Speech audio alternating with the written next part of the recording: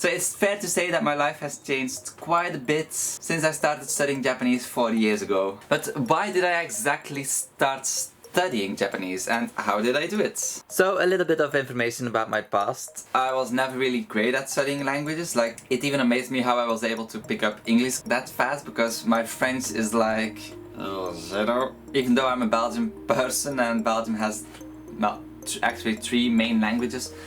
But Belgian people are supposed to know French and Dutch. I only know Dutch. But the French part never really went into my head that well. So the first day that I started studying Japanese was 4 years ago, exactly on this date, and that was mainly because in February 2016 I would go on a trip to Japan. And I was like okay, I won't be able to figure out the menu because they use an older writing system. So I wanted to learn like at least the kana. And luckily I had a friend who was quite good at Japanese, so I asked her for advice and she gave me the site Tanoshii Japanese. That site has been a very big help for me to learn the kana quickly. By the beginning of my trip, 2 weeks later, I was able to like read hiragana, katakana, and kanji. I didn't really bother with it because I felt like I just want to figure out the menu in Japan, and that's basically everything I want to do in the language. But the day I arrived, I noticed all those writings that I've learned, like the kana, hiragana, katakana, and I became like a little bit too interested, like how does this work? How do they make their words together with the kanji? So I started looking up some things on my first day, and the second day I actually bought my first Japanese learning app called Human Japanese, which is still the best app in my opinion to learn Japanese grammar from. Everything is nicely detailed. You got like a whole history about like things as well. There are cultural notes. It's a very great app. And my second day in Japan was mainly the first 2 hours of the day I was practicing grammar and learning a little bit of vocab. And I realized when I went to Fushimi Inari with my friend that I've met, British guy I call him, I could read, like I could understand more words, which cranked up my motivation a little bit more, which made me want to study more Japanese. So as days went on in Japan, I was able to like have a short introduction. It probably wasn't as fluent, it was more something like hajimemashite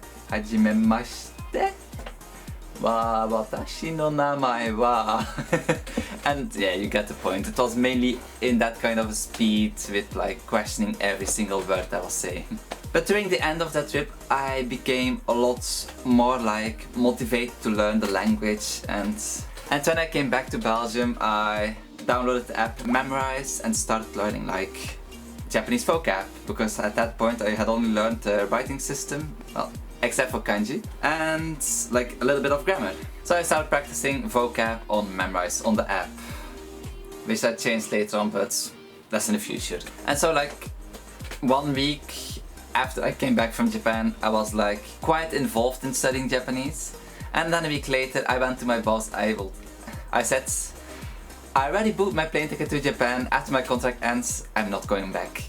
I had a kind of awkward conversation with my boss, but in the end no hard feelings. I thought so until the last couple of months of my workplace, then they were like all against me for some reason, but shogunai. And because I had my plane ticket, I already said to my boss that I would stop. I felt like when I arrive in Japan in July, I want to be fluent. Spoiler, didn't happen. And it was about that time that I discovered the app Jisho, which is a very great dictionary app for Android, especially like the conjugation, how to write the kanji. I think it's a great dictionary app. Still, it cannot beat a Denshi Jisho, but it comes quite close. Then I also thought I need to learn more kanji, so I downloaded the app Benkyo, and I started practicing the kanji slowly but surely. And I also downloaded the app Ja Sensei, which is a great app, but I never used it that much. And I also felt, because Human Japanese is such a good app, that I would buy the intermediate version already. And then beginning of July I was preparing to go on the trip, and then I also discovered Anki, which was a very big help for me because of the pre-made tags, and I could easily on the go add words, like I will check them in Jisho if I enter them correctly and just add them to my Anki deck, which was so helpful because the moment I arrived in Japan, I realized from my Japanese is quite terrible to say the least. I still couldn't have any conversations, like even basic conversations were a no-go. Like I couldn't speak any Japanese at all. I knew some vocab, I knew some grammar, I knew some kanji. Like give me enough time and I would have been able to figure out an easy text from a child book, but I was nowhere near reading like normal novels or books or even menus at restaurants. So as my days went on in Japan, July, August, September, during the end I felt like I need to come back to Japan, like I have to, but I need to practice a lot more Japanese. And luckily I received the books Mina no Nihongo. It's right here. And because they were all in Japanese, it's sad to say, but I didn't really use them until like 1.5 years ago. Because they feel very advanced, but 1.5 years ago when I finally started reading them, I finished them basically in 2 days because they're kind of easy. And then it was time to head back to Belgium. I arrived back in Belgium and I was like, how can I study Japanese without being in Japan? Because everybody keeps saying that you have to be in the country to learn like the language efficiently. Well, I've been to Japan 8 times and I can really say that's all like one of the biggest lies I've heard in language learning. Yeah, if you go to the country you will pick it up like in no time. I spent 2 months there and yeah, I only felt kind of worse at the end because I felt like my Japanese was going down instead of up.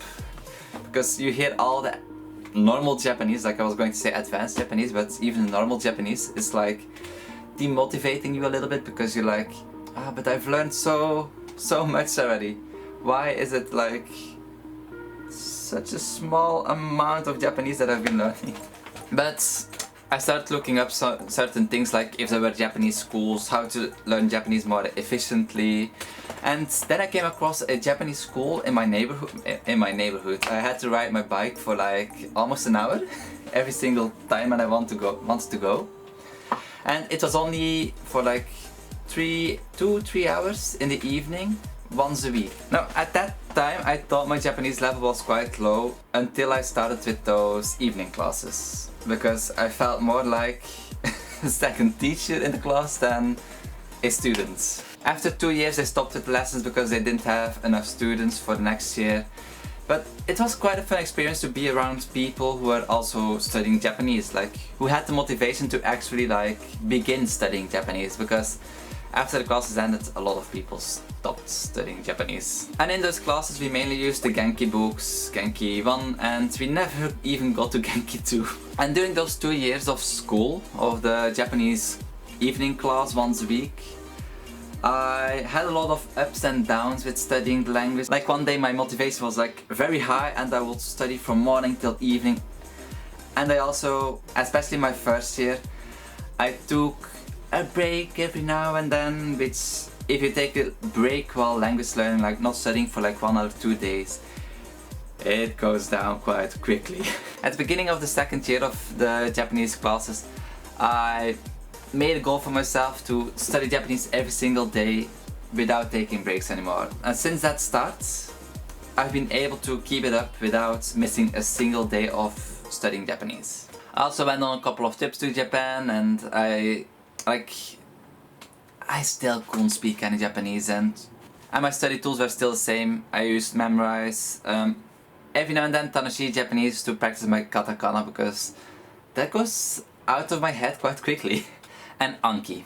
Those were like my main tools, and for grammar I was just using the Genki books and Mina no Nihongo. Also every time when I came back from Japan, during the couple of trips that I've had, I always bought extra books. So far I haven't finished a lot of them. There's still a lot of them that I have to finish. And then the classes ended. And then I had quite a difficult time to keep studying Japanese every single day. But I got over it quite quickly, I think. Because like my motivation kept growing again, and since the start of learning Japanese I've been keeping a notebook with me which I write ideas in to make like how can I make Japanese more fun, like game ideas, how to make it into a game, Japanese learning. which I finally started working on seriously, called Tabi Japanese. It will still take some time before it has like a playable version, I think. I'm doing it alone, I need a job to earn money, and yeah, I don't have that much time to work on it, but I still want to finish an alpha by the end of this year. And because of that, my motivation also went up a little bit more, and basically I didn't find any extra good tools to study Japanese with. Because most tools or games are like focused at the beginning stage of Japanese, but I was already over the beginning stage of Japanese. But I was also not in the intermediate stage of Japanese. I was in the in-between zone. And that's a very difficult area. Because you know the basics of Japanese, but you also still cannot have conversations. You're in between.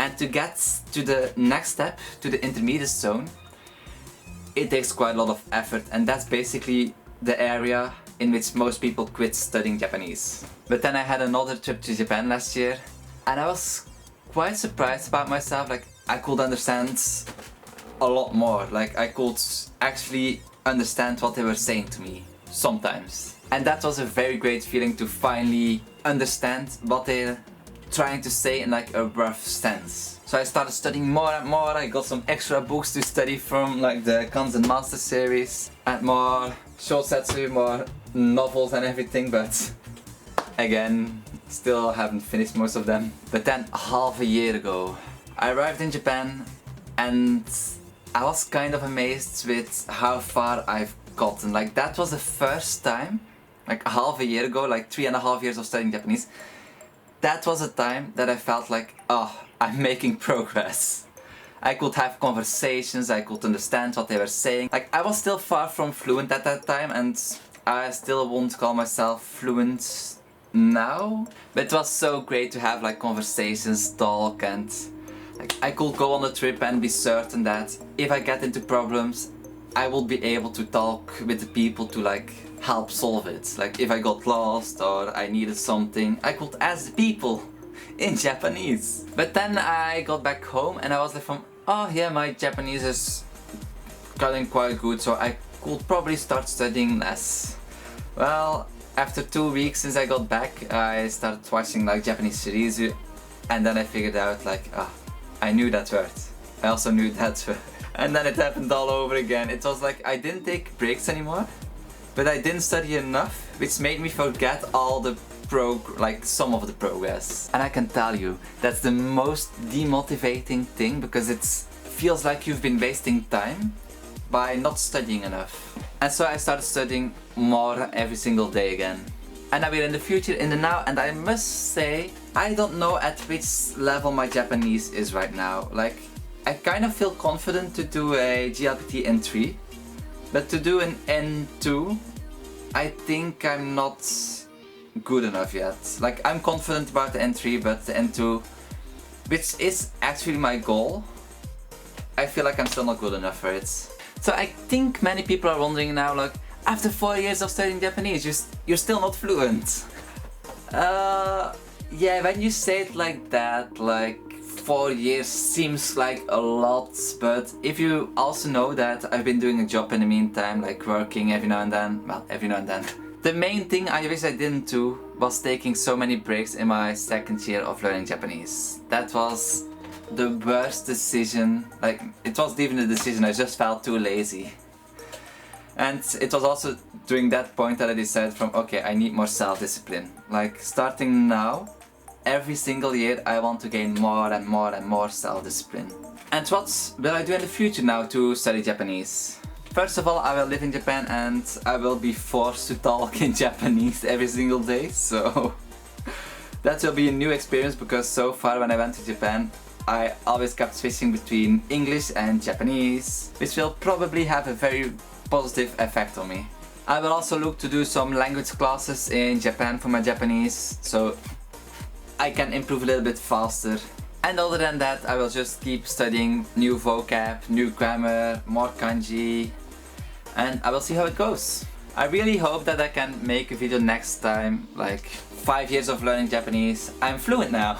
But I want to say to everybody who's learning Japanese, you will have a lot of ups and downs in your motivation. It's important to try to keep the motivation up and to not take any breaks. Like, if you don't study for a day, it's like losing a week of progress. Just keep at it, keep studying Japanese every single day, and try to find conversation partners. And the most important part about studying Japanese is self-discipline. If you don't have any discipline to start every single day to study Japanese, you won't achieve it. So self-discipline, also good resources. I have some of my resources I've used down in the description, and maybe in a couple of years, or maybe just 2 years, you will be able to learn Japanese with Tabi Japanese. So just quick summary, one of my friends asked me before, do I regret spending 4 years of my life studying Japanese? Basically not at all. Like, there were some times that I thought about giving up, but I kept going at it, and even when looking back now to all the hours I spent on learning Japanese, it still looks to me like a very amazing journey. Like, I had a very fun, good time learning Japanese, and it's one of the most rewarding things that I've ever learned. And it also had quite a big impact on my life, so let's get back to the end of the video. And that's basically how my 4 years went of studying Japanese, and kind of what's coming up in the future. Who knows what the future will hold? So good luck studying Japanese, have self-discipline, keep studying every single day, and try to practice as much as possible. And I will see you all in the next video. Bye bye.